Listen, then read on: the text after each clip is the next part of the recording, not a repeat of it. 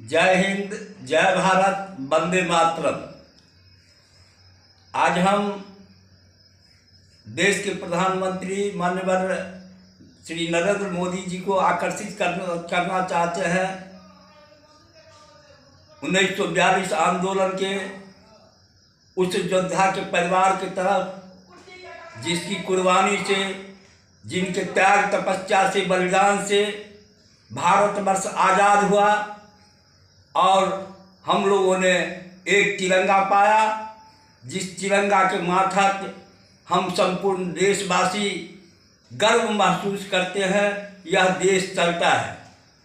हम प्रधानमंत्री जी से आग्रह करेंगे, इस देश में जितने भी नेता अभी तक हुए हैं, सब केवल उन आज़ादी के योद्धाओं का नाम चर्च कर राज सत्ता भोगते हैं और किसी का ध्यान उस परिवार की, स्वतंत्रता सेनानी परिवार की, उन शहीदों के परिवार की जो माली हालत है, उनके बाल बच्चा जो बिल्टे हुए हैं, उस पर किसी का ध्यान नहीं है।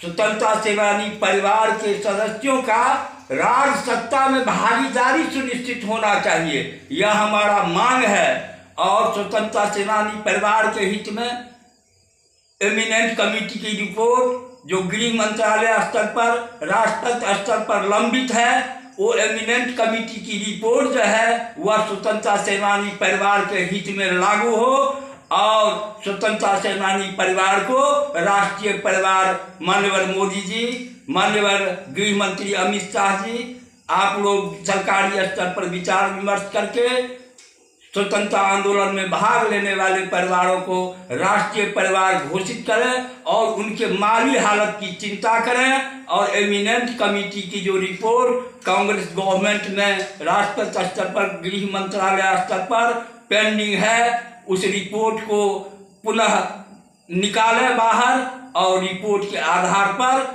सुविधा को लागू करें। यह हमारा सबों से, भारत सरकार से, माननीय मोदी जी से करबद्ध प्रार्थना है। जय हिंद, जय भारत, वंदे मातरम।